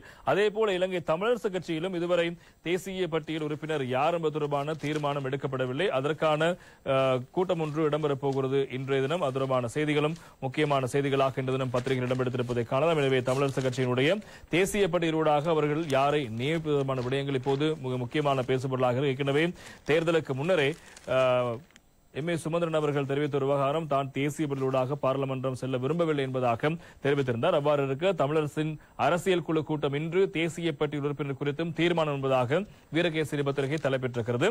இலங்கை தமிழரசு கட்சியின் தேசிய பட்டியல் உறுப்பினர் பதவி யாருக்கு என்பது குறித்து தீர்மானிப்பதற்காக அக்கட்சியின் அரசியல் குழு கூட்டம் இன்று நடைபெறவிருக்கிறது. அந்த அரசியல் குழு கூட்டம் காலை 10 மணிக்கு வவுனியாவில் உள்ள அக்கட்சியின் மாவட்ட கிளை காரியாலயத்தில் நடைபெறவிருக்கிறது. நடைபெற்று நிறைவடைந்த 10வது பாராளுமன்ற தேர்தலில் இலங்கை தமிழரசு கட்சிக்கு வடக்கு கிழக்கில் 7 ஆசனங்கள் கிடைத்த நிலையில் தேசிய பட்டியலில் ஆசனம் ஒன்றும் ஒதுக்கப்பட்டிருக்கிறது. குறித்த ஆசனத்தினை இம்முறை யாழ் தேர்தல் மாவட்டத்துக்கு ஒதுக்கீடு செய்யுமாறு கட்சியின் உறுப்பினர்கள் பலரும் கருத்துக்களை வெளியிட்டு வருகிறார்கள். யாழ் தேர்தல் மாவட்டத்தில் ஆசனம் ஒன்றையே தமிழரசு கட்சியால் பெற்றுக்கொள்ள முடிந்தமையாலும் தேசிய மக்கள் சக்தி அங்கு 3 ஆசனங்களை பெற்றுக்கொண்டமையாலும் தேசிய பட்டியல் ஆசனம் யாழ்ப்பாணத்துக்கு வழங்கப்பட வேண்டும் என்பது அந்த உறுப்பினர்கள் கருத்தாக இருக்கிறது. இதேவேளை தேசிய பட்டியல் ஆசனத்தினை சுமந்திரனுக்கு வழங்க வேண்டும் என்ற வலியுறுத்தல்கள் அதிகரித்திருப்பதும் சுமந்திரன் தேசிய பட்டியல் உறுப்பினரை பெற்றுக்கொள்ளப் போவதில்லை என்று பகிரங்கமாக தெரிவித்துள்ளார். மேலும் கட்சியின் தலைவர் மாவை சேனாதிராஜாவுக்கு வழங்க வேண்டும் என்ற கோரிக்கைகளும் வலுத்து வருவதோடும் பெண் ஒருவருக்கு தேசிய பட்டியல் ஆசனத்தினை ஒதுக்க வேண்டும் என்பதாகவும் வலியுறுத்தப்படுகின்ற விடயங்களும் முக்கியமாக இருப்பதை காண இன்றைய தினம் இலங்கை தமிழரசு கட்சி வவுனியாவில் கூடி அதற்கான முடிவை எடுக்கவிருக்கிறது என்பதும் முக்கியமான செய்தியாக இருப்பது நாங்கள் காணலாம். இதே போல இந்த வீரகேசரி பத்திரிகையில் மற்றும் ஒரு செய்தி இருக்கிறது. தேசிய பட்டியல் ஆசன ஒதுக்கீடு சம்பந்தமாக தேர்தல்கள் திணைக்களம் அறிவிப்பொன்றை வெளியிட்டிருக்கிறது. இன்றைய வீரகேசரி பத்திரிகை அந்த செய்திக்கு தலைப்பிடப்படுகிறது. தேசிய பட்டியல் பாராளுமன்ற உறுப்பினர் பதவிகளுக்கு ஏற்கனவே கட்சிகளால் பரிந்துரைக்கப்பட்டவர்கள் அல்லது சமீபத்திய பொது தேர்தலில் வேட்பாளர் பட்டியலில் உள்வாங்கப்பட்டு தெரிவு செய்யப்படாதவர்கள் மட்டுமே தேசிய பட்டியல் பாராளுமன்ற உறுப்பினர்களாக பாராளுமன்றத்துக்கு பெயரிட முடியும் என தேர்தல்கள் ஆணையாளர் நாயகம் சமன் ஸ்ரீ ரத்நாயக்க தெரிவித்திருக்கின்றார். ராஜகிரியில் உள்ள தேர்தல்கள் திணைக்களத்தில் நேற்று தினம் இடம்பெற்ற ஊடக சந்திப்பில் அவர் இந்த விடயங்களை தெரிவித்திருக்கின்றார். அரசியல் கட்சிகள் பெற்றுக்கொண்ட வாக்குகளுக்கு அமைவாக தேசிய பட்டியல் ஆசனங்களின் ஒதுக்கீடுகள் அறிவிக்கப்பட்டிருக்கின்றன. அரசியல் கட்சிகள் தங்களது தேசிய பட்டியலை சமர்ப்பித்துள்ளன. எனவே அவ்வாறான நிலையில் அக்கட்சியின் தமது தேசிய பட்டியலூடாக தெரிவாகும் உறுப்பினர்களை இறுதி செய்தி எமக்கு அறிவிக்க வேண்டும். அவர்கள் தேசிய பட்டியலில் உள்ளவர்களையோ அல்லது தேர்தலில் போட்டியிட்டு தெரிவு செய்யப்படாத வேட்பாளர்களையோ உறுப்பினர்களாக அறிவிக்க முடியும். அதனை தாண்டி வேறு எவரையும் அவர்களால் பெயரிட முடியாது. தேசிய பட்டியலுக்காக பெயரிடப்பட்டுள்ளவர்களின் பட்டியல் கட்சியின் செயலாளர் எமக்கு குறித்து அறிவிக்க வேண்டும் என்பதாகவும் அவர் தெரிவித்த விடயங்கள் முக்கியமாக இருப்பதை காணலாம். அதே போல தேர்தல் நடைபெற்று 21 நாட்களுக்குள் இந்த முறை பாராளுமன்ற தேர்தலில் போட்டியிட சகல உறுப்பினர்களும் தங்களுடைய இந்த தேர்தல் நடவடிக்கைக்காக செலவிட்ட தொகை வருமானம் தொடர்பான விடயங்கள் குறித்தும் அறிக்கை சமர்ப்பிக்க வேண்டும் என்பதாகவும் நேற்று தினம் தேர்தல்கள் ஆணைக்குழு தெரிவித்திருக்கு. எனவே தேர்தல் செலவுகளை கட்டுப்படுத்தும் சட்டத்துக்கு அமைய ஒவ்வொருவரும் தங்களுடைய கிடைத்த பணம் அதே போல செலவிட்ட தொகை தொடர்பான விடயங்களை கட்டாயமாக அவர்கள் இந்த நேரத்தில் அவர்கள் 21 நாட்களுக்குள் தேர்தல் செயலகத்திற்கு கையளிக்க வேண்டும் என்பதும் முக்கியமான செய்திகளாக இருப்பது நாங்கள் காணலாம். அதே போல இன்னும் ஒரு அறிவிப்பொன்றையும் தேர்தல்கள் ஆணைக்குழு வெளியிட்டிருக்கிற அது தொடர்பான செய்தி ஒன்றும் இன்றைய தினம் வீரகேசரி பத்திரிகையுடைய உட்பக்க செய்தியாக இடம்பெற்றிருப்பதை நாங்கள் காணக்கூடியதாக இருக்கிறது. எனவே வெற்றி பெற்ற உறுப்பினர்களின் விவரமடங்கிய வர்த்தமானி வெளியீடு என்பதாக இன்னும் ஒரு செய்தி இருக்கிறது. 10வது பாராளுமன்ற தேர்தலில் வாக்காளர்களால் நேரடியாக தெரிவு செய்யப்பட்ட 196 உறுப்பினர்கள் பெயர் விவரங்கள் அடங்கிய விசேட வர்த்தமானி வெளியிடப்பட்டிருக்கிறது. அதே போல இந்த மாவட்டத்தை பொறுத்தவரைக்கும் முக்கியமாக இந்த ஒவ்வொரு 22 மாவட்டங்களுக்குமான 196 உறுப்பினர்களின் பெயர் விவரங்கள் வெளியிடப்பட்டிருக்கிறது. தேசிய பட்டியல் செயலாளர்களால் உறுதிப்படுத்தப்பட்டு அனுப்பப்பட்ட பின்னர் அது தொடர்பான வர்த்தமானியும் வெளியிடப்படும் என்பதாகத்தான் தேர்தல்கள் ஆணைக்குழு தெரிவித்த கருத்துக்களும் முக்கியமான செய்திகளாக இடம்பெடுத்திருப்பதை காணலாம். இதே போல ஸ்ரீலங்கா பொதுஜன பெரமுன தமக்கு கிடைத்த தேசிய பட்டியலை நாமல் ராஜபக்சவுக்கு வழங்கி அவரை பாராளுமன்றம் அனுப்பப்போவதாக முடிவெடுத்திருக்கிறது. இன்றைய தினம் தினக்குரல் பத்திரிகை தலைப்பிடுகிற இன்றைய தினம் கட்சியினுடைய பொதுச் செயலாளர் சாகர காரியவசம் ஊடக சந்திப்பினூடாக இதனை தெரிவித்திருந்தார். தேசிய பட்டியல் ஊடாக நாமல் என்பதாக இன்றைய தினம் தினக்குரல் பத்திரிகை அந்த செய்திக்கு தலைப்பெற்றிருப்பதை நாங்கள் காணக்கூடியதாக இருக்கிறது. எனவே அது தொடர்பாக நாங்கள் இப்போது விரிவாக பார்க்கக்கூடியதாக இருக்கும். நேற்று தினம் அது தொடர்பான விடயங்களை சாகர காரியவசம் குறிப்பிட்டிருக்கிறார். ஜனாதிபதி தேர்தலில் 2.50 வீத வாக்குகளை பெற்ற நாங்கள் பொது தேர்தலில் 3.4 வீத வாக்குகளை பெற்றுள்ளோம். வாக்களித்த அனைவருக்கும் நன்றியை தெரிவித்துக் கொள்கின்றோம். கிடைக்கப்பெற்றுள்ள ஒரு தேசிய பட்டியல் ஆசனத்தை கட்சியின் தேசிய அமைப்பாளர் நாமல் ராஜபக்சவுக்கு வழங்க தீர்மானித்துள்ளோம் என ஸ்ரீலங்கா பொதுஜன பெரமுன பொதுச் செயலாளர் சாகர காரியவசம் தெரிவித்திருக்கின்றார். நடந்து முடிந்த ஜனாதிபதி தேர்தலில் இவ்வாறு அதிக வாக்குகளை நாங்கள் பெற்றுக்கொள்ளும். கடந்த ஜனாதிபதி தேர்தலை விடவும் பொது தேர்தலில் அதிக வாக்குகளை பெற்றிருப்பதாக அவர் குறிப்பிட்டிருக்கின்றார். அதேபோல ஜனாதிபதி அன்ருகுமார் திசாநாயக்கு நாட்டு மக்கள் பலமான ஆணையை வழங்கியிருக்கிறார்கள். புதிய அரசாங்கத்துக்கு வாழ்த்துக்களை தெரிவித்துக் கொள்கின்றோம். மக்களின் எதிர்பார்ப்பை நிறைவேற்றுமாறு அரசாங்கத்திடம் வலியுறுத்துகிறோம் என்பதாகவும் அவர் தெரிவித்திருக்கிறார். எனவே பொது தேர்தல் முடிவுகளின் பிரகாரம் ஸ்ரீலங்கா பொதுஜன பெரமுனக்கு 2 ஆசனங்களும் தேசிய பட்டியலில் 1 ஆசனம் ஒதுக்கப்பட்டது. எனவே அந்த அடிப்படையில் தேசிய பட்டியல் உறுப்பினராக ஏற்கனவே நாமல் ராஜபக்ஷ பெயரிடப்பட்டது. அந்த அடிப்படையில் தேசிய அமைப்பாளராக நாமல் ராஜபக்ஷ இந்த முறை பார்லிமென்ட்டுக்கு ஸ்ரீலங்கா பொதுஜன பெரமுன சார்பாக தேசிய பட்டியலில் செல்லவிருக்கிறார் என்பது அவர் தெரிவித்த தகவலாக இருப்பதை நாங்கள் காணக்கூடியதாக இருக்கிறது. அதே போல புதிய ஜனநாயக முன்னணி, அதாவது முன்னாள் ஜனாதிபதி ரணில் விக்ரமசிங்க தலைமையிலான புதிய ஜனநாயக முன்னணி சார்பில் போட்டியிட்டவர்களில் இப்போது தேசிய பட்டியல் கிடைக்கப்பெறுகிறது. அந்த தேசிய பட்டியலில் 2 நியமிக்கப்படுகிறார்கள். அது தொடர்பான செய்தி வீரகேசரியில். தேசிய பட்டியலில் தினேஷ் ரவி புதிய ஜனநாயக முன்னணி தீர்மானம் என்பதாக அந்த செய்திக்கு தலைப்பிடப்படுகிறது. புதிய ஜனநாயக முன்னணி கிடைத்த 2 தேசிய பட்டியல் பாராளுமன்ற உறுப்பினர்களாக முன்னாள் பிரதமர் தினேஷ் குணவர்தனவும் ஐக்கிய தேசிய கட்சியின் சார்பில் ரவி கருணாநாயக்கவும் நியமிக்கப்பட்டிருப்பதாக தெரிவிக்கப்படுகிறது. இதற்கான தீர்மானத்தை ஐக்கிய தேசிய கட்சியின் தலைவர் ரணில் விக்ரமசிங்க மற்றும் பொதுஜன ஐக்கிய சுதந்திர முன்னணியின் கட்சியின் முக்கியஸ்தர்கள் கலந்துரையாடி எடுத்திருப்பதாக தெரியப்படுகிறது. புதிய ஜனநாயக முன்னணி பொதுத் தேர்தலில் 3 ஆசனங்கள் நேரடியாகவும் 2 ஆசனங்களை தேசிய பட்டியலூடாக கிடைத்த நிலையில் இப்போது அந்த 2 ஆசனங்களுக்கு ரவி கருணாநாயக்க அதே போல தினேஷ் குணவர்தன் ஆகியோர் நியமிக்கப்பட போவதாக அந்த கட்சியும் அறிவித்திருக்கிறது. இவ்வாறு இருக்க இந்த 138 புதிய முகங்கள் பார்லிமென்ட்டுக்கு வந்திருக்கிறது. புதியவர்கள், அனுபவம் இல்லாதவர்கள் அங்கு சென்று என்ன செய்ய போகிறார்கள்? பார்லிமென்ட்டுக்கு அனுபவம் இல்லாமல் சென்றால் எப்படியான பிரச்சனைகளை அவர்கள் கையாள வேண்டும், கையாள தெரியுமா என்பது தொடர்பான பல்வேறு கேள்வி கணைகள் தொடுக்கப்பட்ட நிலையில் இந்த விடயத்துக்கு நேற்றைய தினம் முன்னாள் தேர்தல்கள் ஆணைக்குழு தலைவர், தேர்தல்கள் ஆணையாளர் மஹிந்த தேசப்பிரிய பதில் வழங்கியிருக்கிறார். இன்றைய தினம் வீரகேசரி பத்திரிகை அந்த செய்திக்கு தலைப்பிடுகிறது. பெரும்பான்மை என்பதற்கு அப்பால் ஜனநாயக தீர்மானங்கள் அவசியம், மஹிந்த தேசப்பிரிய கூறுகிறார் என்பதாக அந்த செய்திக்கு தலைப்பிடப்பட்டிருப்பதை நாங்கள் காணக்கூடியதாக இருக்கிறது. வீரகேசரி பத்திரிகையில் புதிய பாராளுமன்றம் முழு இலங்கையர்களிடம் நலன்களை பிரதிநிதித்துவப்படுத்துவதாக செயற்பட வேண்டும்.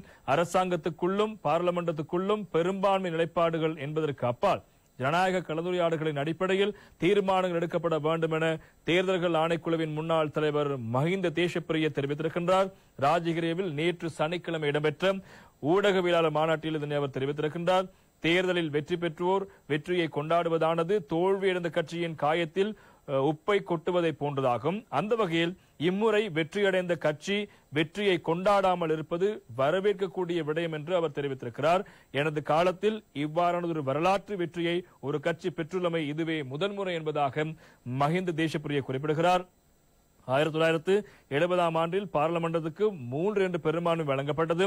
1977 6 5 பெரும்பான்மை வழங்கப்பட்டது. அதன் பின்னர் எந்த ஒரு தனி கட்சியாலும் இவ்வாறான ஒரு வெற்றியை பெற முடியவில்லை. எனினும் தேசிய மக்கள் சக்தி பெற்றுள்ள அதிஉயர் அதிகாரத்தை துஷ்பிரயோகப்படுத்தும் என்று மக்கள் நம்பவில்லை. எனவே இந்த பாராளுமன்றமும் முழு இலங்கையர்களிடம் நலன்களை பிரயோகப்படுத்துவதாக செயற்பட வேண்டும். அரசாங்கத்திற்குள்ளும் பார்லிமென்ட்டுக்குள்ளும் பெரும்பான்மை நிலைப்பாடுகள் என்பதற்கு அப்பால் ஜனநாயக கலந்துரையாடல்களின் அடிப்படையில் தீர்மானங்கள் எடுக்கப்பட வேண்டும். பெரும்பாலானவர்களின் புறக்கணிப்பு அவர்களை பிரயோகப்படுத்தும் கட்சிகளை பொறுப்பு கூற வேண்டும். தோல்வியடைந்தாலும் மக்களுக்காக சேவையாற்ற வேண்டும் என்பதை இது உணர்த்துகிறது. எனவே யாரும் யார் மீதும் குற்றச்சாட்டு முன்வைக்க கூடாது. 1977 பெரும்பான்மையாக புதுமுகங்களாகவே தெரிவு செய்யப்பட்டார்கள். எனவே அனுபவம் என்பது பெரிய விடயம் அல்ல என்பதாக ஒரு கருத்தை முன்வைத்தார். அதற்கு உதாரணமாக ஒரு விடயத்தை குறிப்பிட்டிருந்தார். நீங்கள் அனுபவம் இல்லை என்று கூறுகிறீர்கள், திருமணம் முடிப்பதற்கு முன்னர் யாரும் சென்று அனுபவம் பெற்றுக் கொண்டவர்கள் இல்லையே. அப்படி அனுபவம் பெற்றுக்கொண்டு செல்லவர்களெல்லாம் ஏற்பட்ட நோய்கள் தொடர்பான விடயங்கள் நாங்கள் திரைப்படமாக பார்த்திருக்கிறோம். எனவே அனுபவம் என்பது இந்த விடய தேவையில்லை. 1977 ஆண்டு பார்லிமென்ட்டில் அதிகளவான புதுமுகங்கள் வந்தார்கள். அதே போன்று இந்த முறை வந்திருக்கிறார்கள். எனவே அனுபவம் என்ற விடயத்தை பற்றி இங்கே யாரும் பேசக்கூடாது என்பதாகத்தான் முன்னாள் தேர்தல்கள் ஆணைக்குழுவின் தலைவர் மஹிந்த தேசப்பிரிய அவர்கள் நேற்று நடைபெற்ற ஊடக சந்திப்பில் சுட்டிக்காட்டி இருக்கிறார். மேலும் பல செய்திகளை பார்ப்போம் ஒரு சிறிய விளம்பர இடைவேளையின் பின்னர். அனுசரணை வழங்குவோர் சட்டவிரோதமாக படகு மூலம் ஆஸ்திரேலியா செல்வதற்கு எவ்வித வாய்ப்பும் இல்லை. சுனாமியின் போது கண்டல் காடுகள் கவசமாக பல கரையோர பகுதிகளை பாதுகாத்தன. பயோக்ளீன் தூய்மைப்படுத்திய பின்னர் இலகுவாக மக்கி போகும். நாளை நன்கறிந்தோர் இன்றை வாங்கிடுவர். பயோக்ளீன்.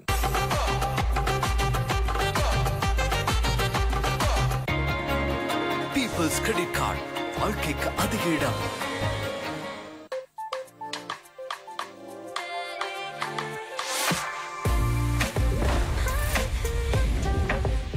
வாவ், இவ்வளவு க்ளோ ப்ரமோஷன் கிடைத்துள்ளது. வாழ்த்துக்கள். எனக்கு இல்ல, க்ளோவ் லவ்லி பேக்குக்கு கிடைத்துள்ளது. இப்போது வெயிலிலும் 2 மடங்கு பிரகாசமான பளபளப்பை கொடுக்கிறது. க்ளோவ் அண்ட் லவ்லி சீரம் கிரீமில் மல்டிவிட்டமின் உள்ளது. இது ஆழமாக சென்று கரும்புள்ளிகளை குறைத்து 2 மடங்கு பிரகாசமான பளபளப்பையும் கொடுக்கிறது. World's number 1 face glow cream, glow and lovely. Surf Excel முதல் சலவையிலே கடும் கரைகளை மிக இலகுவாக மாற்றிடும் கம்ஃபர்ட் பிரீமியம் நறுமணத்துடன் இப்போது 540 ரூபாய் மட்டுமே.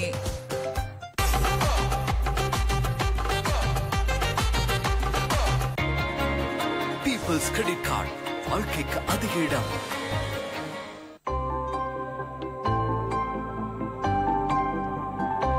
குழந்தைக்கு பாதுகாப்பானது என விசேட மருத்துவர்களின் சான்று பெற்ற புதிய baby ஷெரமி. SLD Mobitel Anytime Combo. நீங்களும் இன்னைக்கு 555 ரூபாவை ரீலோட் செய்து ஆக்டிவேட் செய்திடுங்க.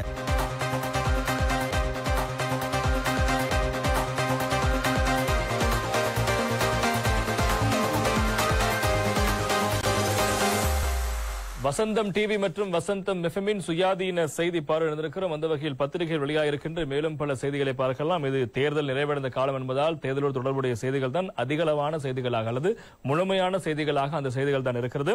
எனவே இந்த முறை தேர்தலை பொறுத்தவரைக்கும் நாங்கள் கூறியிருந்தோம் 92க்கும் அதிகமான பார்லமெண்டத்தை பிரதிநிதிப்படுத்திய உறுப்பினர்கள் முன்னாள் அமைச்சர்கள் வீட்டுக்கு அனுப்பப்பட்டார்கள். அவ்வாறு அனுப்பப்பட்டவர்கள் ஒருவர்தான் மஹிந்தானந்த அலுத்கமகே, நாவலப்பட்டி தொகுதியைச் சேர்ந்தவர். எனவே கண்டி மாவட்ட பார்லமெண்ட் உறுப்பினர். எனவே இப்போது அவர் இந்த தேர்தல் தோல்விக்கு பின்னர் அரசியலிருந்து ஓய்வு பெறுவதாக அறிவித்திருக்கிறார். தினக்குரல் பத்திரிகை அந்த செய்திக்கு தலைப்பிடுகிறது. அரசியலிருந்து மஹிந்தானந்த ஓய்வு என்பதாக அந்த செய்திக்கு தலைப்பிடப்படுவதை நாங்கள் காணக்கூடியதாக இருக்கிறது. எனவே அவர் எதற்காக என்று தொடர்பான விடயங்களை கூறியிருக்கிறார். அது தொடர்பாக நாங்கள் இப்போது விரிவாக பார்க்கக்கூடியதாக இருக்கும். அரசியலிருந்து ஓய்வு பெற உள்ளதாக முன்னாள் அமைச்சர் மஹிந்தானந்த அலுத்கமகே தெரிவித்திருக்கின்றார். ஊடகவியலாளர் சந்திப்பு ஒன்றை நேற்று சனிக்கிழமை ஏற்பாடு செய்து அவர் இதனை குறிப்பிட்டிருக்கின்றார். தனது சேவை கண்டி மாவட்ட மக்களுக்கு இனி தேவையில்லை என்பதை இம்முறை நடைபெற்ற பொதுத் தேர்தல் உணர்த்தி இருக்கிறது, நிரூபித்திருப்பதாக அவர் மேலும் தெரிவித்திருக்கிறார். அதனால் தான் அரசியலிருந்து விலக முடிவு செய்திருப்பதாக மேலும் தெரிவித்திருக்கின்றார். கண்டி மாவட்ட மக்களின் முடிவுக்கு தலைவணங்குகிறேன். அதன்படி அரசியலிருந்து ஓய்வு பெற முடிவு செய்துள்ளேன். என்னை அரசியலுக்கு அழைத்து வந்த அனைவருக்கும் தனிப்பட்ட முறையில் நன்றிகளை தெரிவித்துக் கொள்கிறேன் என்பதாக மஹிந்தானந்த அலுத்கமகே அவர்கள் நடத்திய ஊடக சந்திப்பில் தெரிவித்திருக்கிறார். கடந்த காலங்களில் அதிக அளவு பேசப்பட்ட ஒரு பாராளுமன்ற உறுப்பினர். எனவே இப்போது அவருக்கு இந்த முறை கண்டி மாவட்ட மக்கள் பாராளுமன்றம் செல்ல அனுமதி வழங்கவில்லை. எனவே மக்களின் அந்த ஆணையை ஏற்றுக்கொண்டு தான் மொத்தமாக அரசியலிருந்து ஓய்வு பெற விரும்புவதாக நேற்று தினம் மஹிந்தானந்த அலுத்கமகே அவர்கள் அறிவித்திருக்கிறார் என்பது முக்கியமான செய்தி. அதே போல அவ்வாறு ஓய்வு பெறுகின்ற ஒருவருக்கு நிலையில் இதுமுறை நாங்கள் எப்போதுமே எனக்கு ஓய்வே கிடையாது, எண்டு காடே கிடையாது என்பதாக இன்னும் ஒரு முக்கியமான தலைவர் தெரிவித்திருக்கிறார். உங்களுக்கு தெரிந்திருக்கும். மஹிந்த ராஜபக்ஷ முன்னாள் ஜனாதிபதி அவர்கள் தெரிவித்த ஒரு கருத்து இருக்கிறது. அரசியலிருந்து நான் ஓய்வு பெறப் போவதில்லை, மஹிந்த ராஜபக்ஷ தெரிவிப்பு என்பதாக இன்றைய தினக்குரல் பத்திரிகை தலைப்பிட்டிருக்கிறது. அரசியலிருந்து ஓய்வு பெறப் போவதில்லை என முன்னாள் ஜனாதிபதி மஹிந்த ராஜபக்ஷ தெரிவித்திருக்கின்றார். இலகுவில் தாம் அரசியலில் இருந்து ஓய்வு பெறப் போவதில்லை என்பதாகவும் அவர் குறிப்பிட்டிருக்கின்றார்.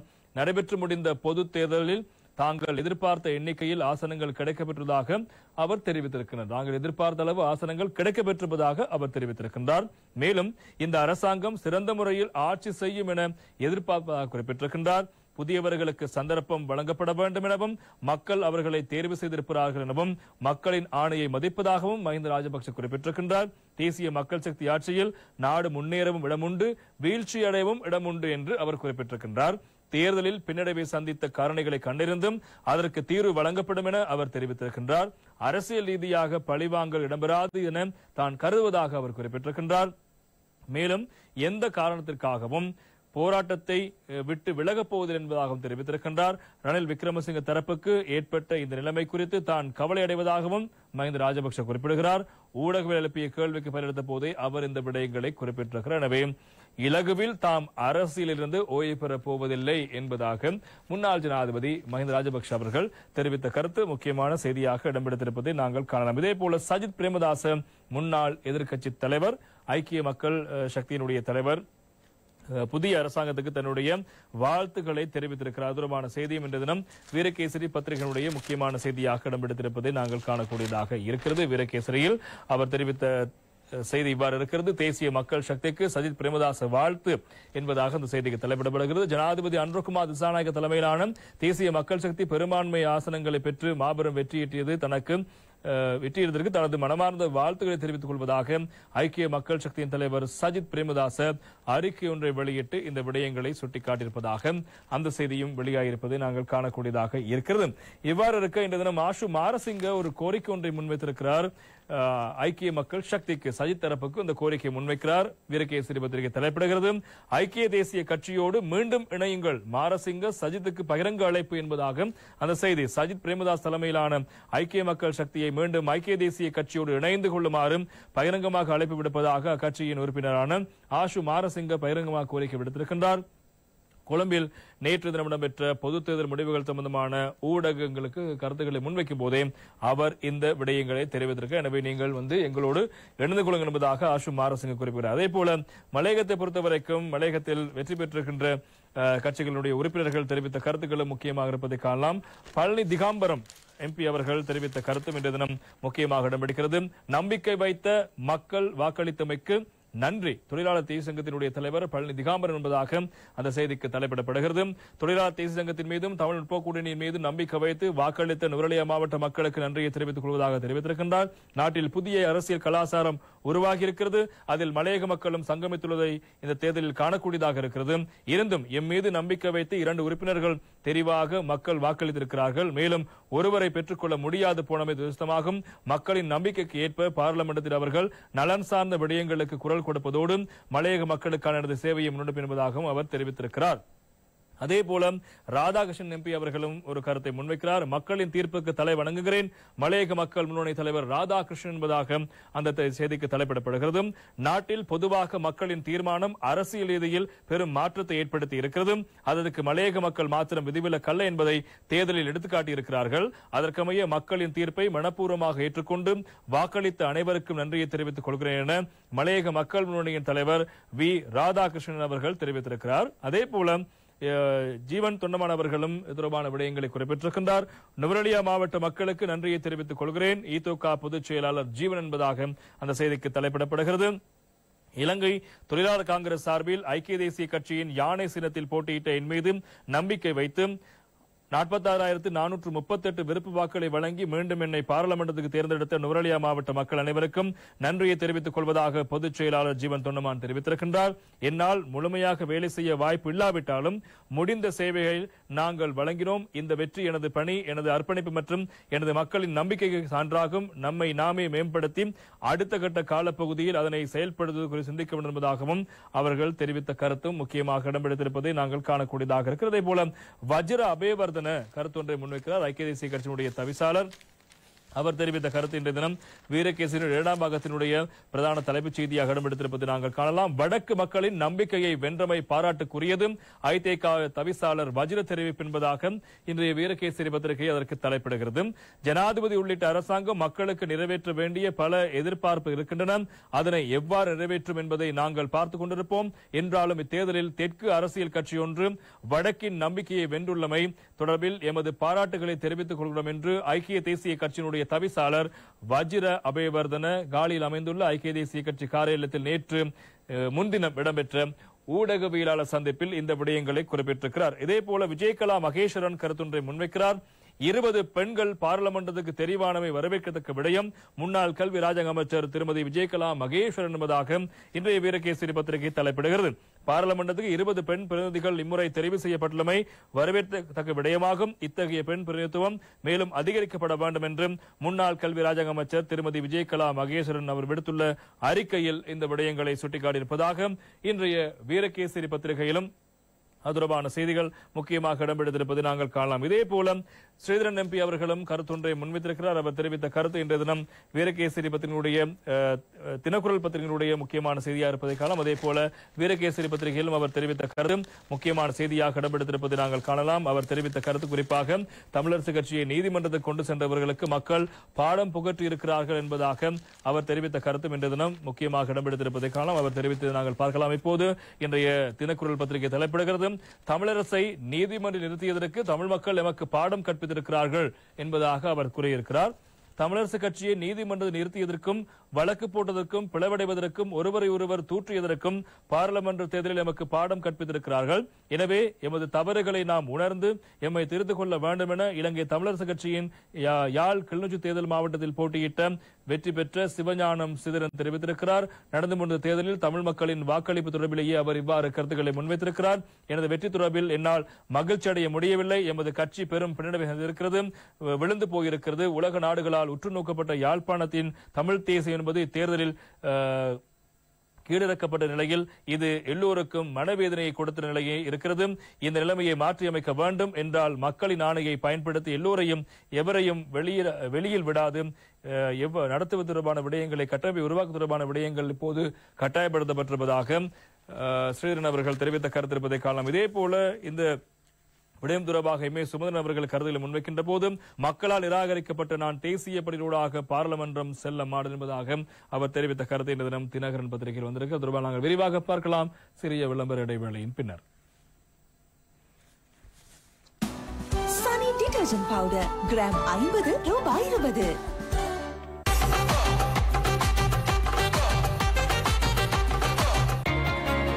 பீப்பிள்ஸ் கிரெடிட் கார்டு, வாழ்க்கைக்கு அதிக இடம்.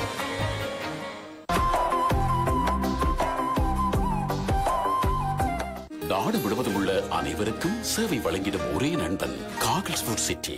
எங்க எல்லாருக்கும் பால் மட்டும் இல்ல, முழு வாயு பத்திரமா தான் இருக்கும். வாய் தொடர்பான நோய்களை ஏற்படுத்தக்கூடிய தீங்கு விளைவிக்கும் பாக்டீரியாக்களை ஒழிக்கும் என லிங்க்சுதந்த பேராதனிய மற்றும் வாஷிங்டன் பல்கலைக்கழகங்களினால் மருத்துவ மற்றும் விஞ்ஞான ரீதியாக உறுதிப்படுத்தப்பட்டுள்ளது. நீங்களும் லிங்க்சுதந்தவில் பல் துலக்குங்கள்.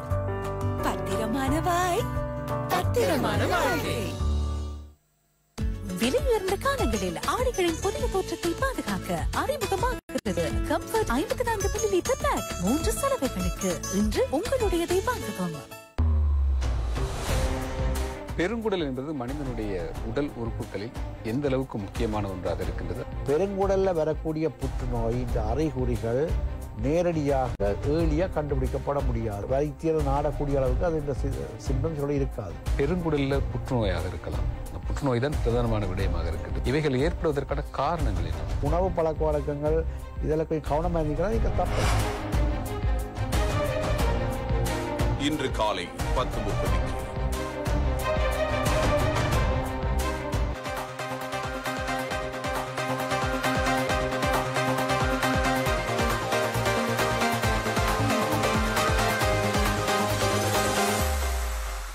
சுயாதீன செய்தி பார்வை நடந்திருக்கிறோம். அந்த வகையில் கஜேந்திரகுமார் பொன்னம்பலம் கருத்தொன்றை முன்வைத்திருக்கிறார். அதுக்கு முன்பதாக சிவாஜிலிங்கம் அவர்கள் தெரிவித்த கருத்தும் இன்று தினம் வீரகேசரி பத்திரிகையுடைய முக்கியமான செய்தியாக இருக்கிறது. சிங்கள கட்சிகளின் ஊடுருவலை தடுப்பதற்கு ஒன்றுபட வேண்டும் MK சிவாஜிலிங்கம் கூறுகிறார் என்பதாக அந்த செய்திக்கு தலைப்பிடப்படுகிறது. ஒற்றையாட்சிக்கு எதிராகவே வடகிழக்கு தமிழ் மக்கள் வாக்களித்திருக்கிறார்கள். யாழ்ப்பாணத்தில் தேசிய மக்கள் சக்திக்கு 80,000 வாக்குகள் மட்டுமே கிடைத்திருக்கிறது. ஆனால் சமஷ்டியை வலியுறுத்தும் தமிழ் தரப்புகளுக்கு 1,50,000 வாக்குகள் கிடைத்திருக்கின்றன. EPDP மற்றும் அங்கஜன் போன்றோரின் வாக்குகளே தேசிய மக்கள் சக்தி கிடைக்கப்பெற்றிருக்கிறது. அவர்களை மக்கள் நிராகரித்திருக்கிறார் என்பதாக MK சிவாஜிலிங்கம் அவர்கள் தெரிவித்த கருத்து முக்கியமான செய்தியாக இடம்பெடுத்திருப்பதை நாங்கள் காணக்கூடியதாக இருக்கிறது.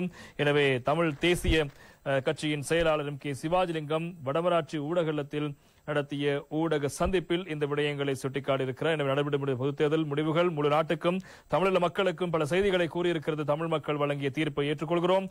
தோல்விகள் பின்னடைவுகள் நமக்கு புதிதல்ல, மீண்டும் எழுத நிற்போம் என்பதாக அவர் தெரிவித்திருக்கிறார். எனவே தமிழ் தேசியத்தை பற்றி எவரும் பேசக்கூடாது என்று அர்த்தமல்ல.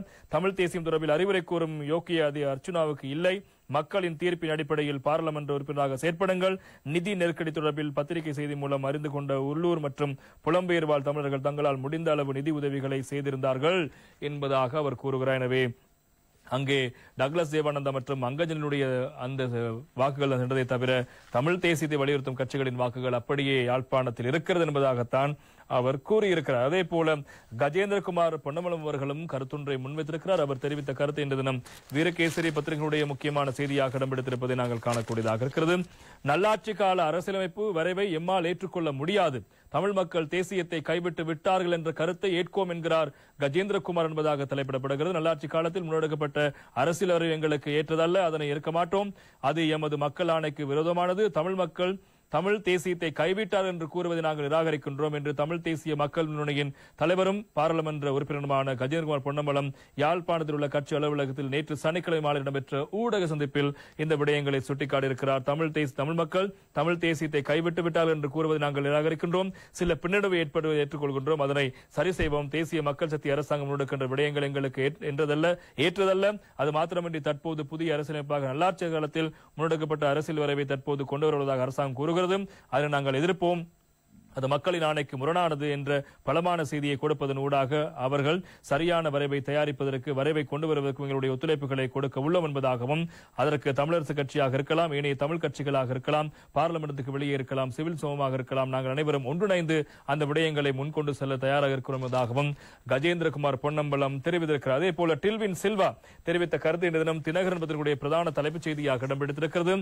மாகாண சபைகள் மூலமாக சிறுபான்மை மக்களுக்கு சில நன்மைகள், வடகிழக்கு முஸ்லிம் மலையக மக்களின் சகல உரிமைகளும் பாதுகாக்கப்படும் என்பதாக அவர் தெரிவித்த கருத்து முக்கியமாக இருப்பதற்கான அதற்கு முன்பதாக அவர் தெரிவித்த ஒரு கருத்து இன்றைய வீரகேசரி பத்திரிகையிலும் முக்கியமான செய்தியாக இடம்பெற்றிருப்பதை காலம் அவர் தெரிவித்த கருத்து உறுதி நாங்கள் பார்த்துவிட்டு தினகரன் பத்திரிகையுடைய செய்திக்கு செல்லலாம்.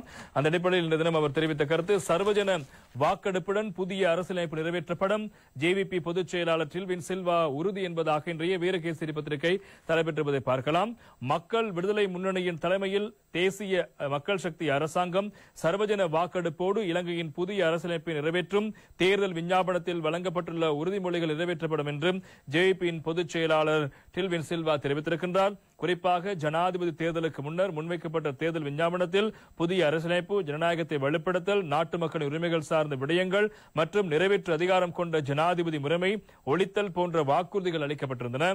இவை அனைத்தும் நிறைவேற்றப்படும் எனவும் அவர் குறிப்பிட்டிருக்கின்றார். இதுகுறித்து அவர் மேலும் தெரிவிக்கின்ற போது நாட்டின் எதிர்காலத்தை கருத்தில் கொண்டு புதிய அரசியலமைப்பை பாராளுமன்றத்தில் முன்வைக்கப்பட்டதுடன் மாத்திரமன்றி சர்வஜன வாக்கெடுப்பு மூலம் அதை மக்கள் அனுமதியோடு நிறைவேற்றுவோம். ஆனால் புதிய அரசியலமைப்பை தயாரிப்பு என்பது சவால் மிக்கது ஒரு பணி என்பது எமக்கு தெரியும். எனினும் அதனை வெற்றிகரமாக செய்து முடிப்போம்.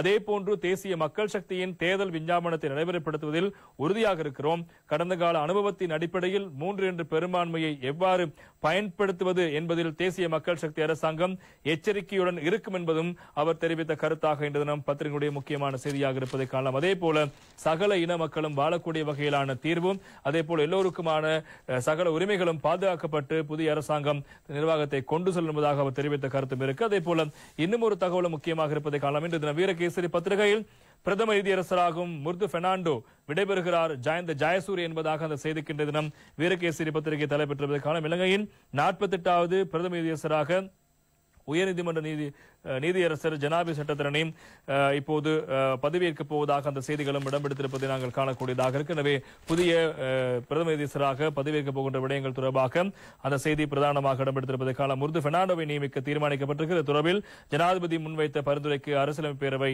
அனுமதி வழங்கியிருப்பதாக அந்த செய்திகளும் முக்கியமான செய்தியாக இன்று தினம் பத்திரிகையில் இடம்பெடுத்திருப்பதை நாங்கள் காணக்கூடியதாக இருக்கிறது. இந்த தகவலோடு இன்றைய சுயாதீன செய்தி பார்வை நிறைவுக்கு வருகிறது. நாளையும் சுயாதீன செய்தி பார்வையில் சந்திக்கலாம். வணக்கம்.